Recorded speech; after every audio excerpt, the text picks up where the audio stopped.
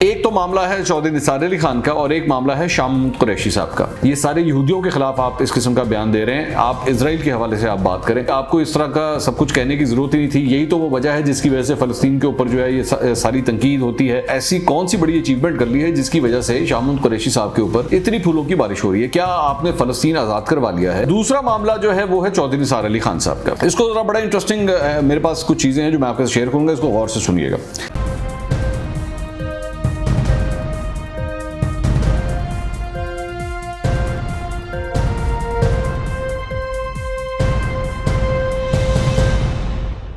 अस्सलाम वालेकुम नाज़रीन, मैं हूं मंसूर अली खान। अपने YouTube चैनल के ऊपर आपको खुशामदीद कहूंगा। सबसे पहले आपसे दरख्वास्त के चैनल को सब्सक्राइब करना मत भूलिएगा और बेल आइकन जरूर प्रेस कीजिएगा।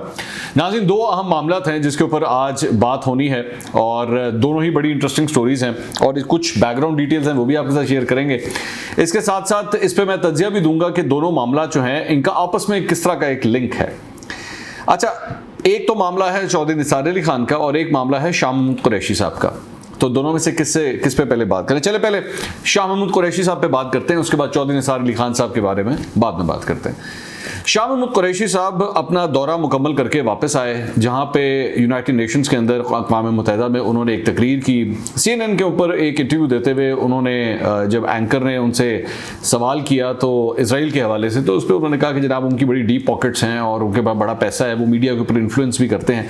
जिसके बाद मुख्तलिफ राय पाई गई सोशल मीडिया के ऊपर। कुछ ने कहा जनाब बिल्कुल ठीक किया शाह महमूद कुरैशी साहब ने जो कुछ कहा, क्योंकि एंकर ने कहा जी या आप जो है ये सारे यहूदियों के खिलाफ आप इस किस्म का बयान दे रहे हैं, आप इजराइल के हवाले से आप बात करें।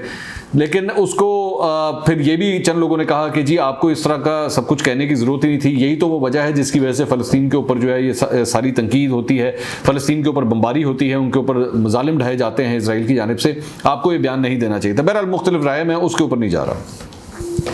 लेकिन मेरा पॉइंट कहां से शुरू होता है? मेरा पॉइंट स्टार्ट होता है जब शाह महमूद कुरैशी साहब वापस आए। और जब वापस आए तो उसके बाद जब हवाई अड्डे के ऊपर जनाब उनका एयरपोर्ट के ऊपर जब इस्तकबाल किया गया कल, तो उनको जनाब पाकिस्तान तहरीक इंसाफ की ख़वातीन वहाँ पे मौजूद थी। उन्होंने एक एक करके उनको हार भी पहनाए, फूलों की पत्तियाँ भी निशावर की गई, ये सब कुछ हुआ। तो बहुत से लोगों ने ये तनकीद की कि जनाब शाह महमूद कुरैशी साहब ने ऐसा कौन सा कारनामा मारा है या ऐसी कौन सी बड़ी अचीवमेंट कर ली है जिसकी वजह से शाह महमूद कुरैशी साहब के ऊपर इतनी फूलों की बारिश हो रही है? क्या आपने फ़लस्तीन आज़ाद करवा लिया है? क्या आपने कश्मीर आज़ाद करवा लिया है? ऐसे कौन सा तीर मारा है जिसकी वजह से आपके ऊपर ये फूलों की पत्तियाँ निशावर हो रही हैं? अब मैं इसका बैकग्राउंड आपको बताता हूँ, इसकी वजह क्या है। देखिए, ये सारा मामला होता है कि आपने जो कुछ भी काम आपने बेशक चवन्नी का किया हो, दिखाना आपने उसको 1 रुपया है। ये है सियासत, ये सियासत होती है। अब शाह महमूद कुरैशी साहब जो है ना एक बड़े पुराने खिलाड़ी हैं, बड़े पुराने खिलाड़ी। पाकिस्तानी सियासत से आप जानते हैं वो 1980s के दौर से जो है वो सियासत करते आ रहे हैं।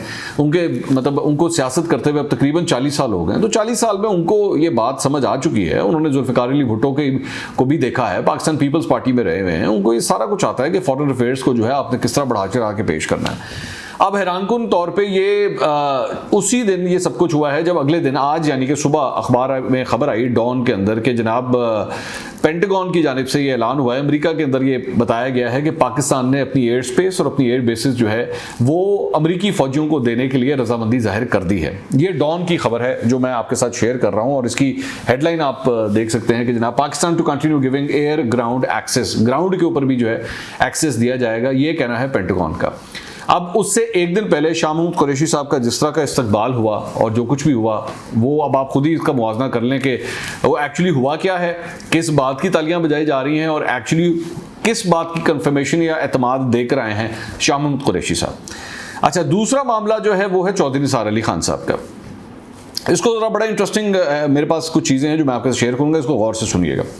चौधरी निसार अली खान साहब आज पंजाब असेंबली में आए और उन्होंने हलफ उठाना था और इस सिलसिले में उन्होंने अपनी एक स्टेटमेंट भी जारी की थी कि जनाब मैं हलफ उठाऊंगा और मेरे हलफ उठाने के हवाले से बड़ी चहमगोइयाँ हो रही हैं और बड़ा कुछ कहा जा रहा है।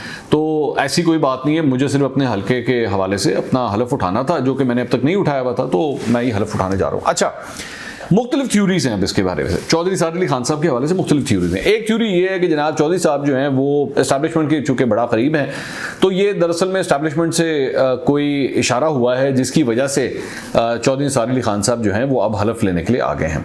और दूसरी थ्योरी जो है वो ये कही जाती है कि नहीं, ऐसी कोई बात नहीं है, ये दरअसल में असल में ये सिर्फ और सिर्फ अपने चूँकि वो एक ऑर्डिनेंस आ रहा है जिसके तहत अगर आपने 60 दिन के अंदर अंदर जब असेंबली का इजलास शुरू हुआ है और आप अगर उम्मीदवार कामयाब उम्मीदवार हैं और आपने अपना हलफ नहीं उठाया तो आपकी रुकनीत जो है वो मुअत्तल होगी। तो जिसकी वजह से चौधरी निसार अली खान साहब जो है वो दौड़े दौड़े पंजाब असेंबली आ रहे हैं और हलफ उठाने के लिए आ रहे हैं। अब मेरा इन दोनों पॉइंट्स के हवाले से एक तज्जिया है, मैं आपके साथ शेयर करता हूँ। एक तो खबर यह है कि जब वो आज आए हलफ लेने के लिए तो उनसे हलफ नहीं लिया गया। उनसे कहा गया कि जनाब स्पीकर और डिप्टी स्पीकर चूंकि नहीं है इसलिए आप हलफ नहीं ले सकते। लेकिन इससे पहले पिछले साल सानिया कामरान पाकिस्तान तहरीक इंसाफ की जो रहनुमा हैं, उन्होंने स्पीकर और डिप्टी स्पीकर की गैर मौजूदगी में ही हलफ लिया था। तो चेयरमैन ऑफ काउंसिल ने गालबन उनका हलफ लिया था और उस वक्त भी स्पीकर और डिप्टी स्पीकर नहीं थे। तो ये क्यों हुआ, ये पंजाब हुकूमत ने ये क्यों किया, मैं आपको वजह बताता हूँ। तकरीबन 24 घंटे पहले, मेरी इतला के मुताबिक 24 घंटे पहले पाकिस्तान तहरीक इंसाफ के जो थिंक टैंक है उसमें ये फैसला हो चुका था कि चौधरी निसार अली खान की राह में हमने रोड़े अटकाने हैं। मैं आपको वजह बताता हूँ उसकी वजह क्या है। तो हमने हर मुमकिन कोशिश करनी है कि हलफ ना उठा सकें, जिसकी वजह से ये सारा कुछ आज हुआ पंजाब असेंबली के अंदर। अब ये क्यों ये सोच पाई जाती है, इसका एक बेसिक ताल्लुक जो है वो शहबाज शरीफ की बैरून मुल्क रवानगी के साथ भी है। दोनों चीज़ें आपस में किस तरह मुशतरक हैं, दोनों चीज़ें वो जिस तरह कहते हैं ना लोहे को लोहा काटता है। पाकिस्तान तहरीक इंसाफ की ये हुकूमत जिस बलबूते के ऊपर खड़ी हुई है वही लोहा जो है वो शहबाज शरीफ और चौधरी निसार अली खान साहब के पास भी है। अब आप समझने की कोशिश कीजिएगा मैं खुद क्या बात कर रहा हूँ, आप लिंक खुद ही जोड़ लीजिएगा। इन दोनों की राह रोकी गई है, चौधरी निसार अली खान की राह भी रोकी गई और शहबाज शरीफ को भी बाहर जाने से रोका गया। दोनों की वजह एक ही है, क्योंकि पाकिस्तान तहरीक इंसाफ को ये लगता है कि शायद ये भी उसी रास्ते से आ रहे हैं और वो रास्ते, उस रास्ते की चाबी किसी तरह इनके हाथ में आ गई है और उसी रास्ते को इख्तियार करते हुए अब ये इक़्तिदार में आने के लिए कोशिशें कर रहे हैं, जिसकी वजह से अब इनका रास्ता जो है वो हर सूरत हमने रोकना है। चौधरी निसार अली खान इतने खतरनाक नहीं है पाकिस्तान तहरीक इंसाफ के लिए। चौधरी निसार अली खान के जो राब्ते हैं वो खतरनाक हैं पाकिस्तान तहरीक इंसाफ के लिए और इनकी हर मुमकिन कोशिश होगी कि इनको हम असेंबली के अंदर ना आने दें और इनकी हर मुमकिन कोशिश है कि इनको रोक के रखें।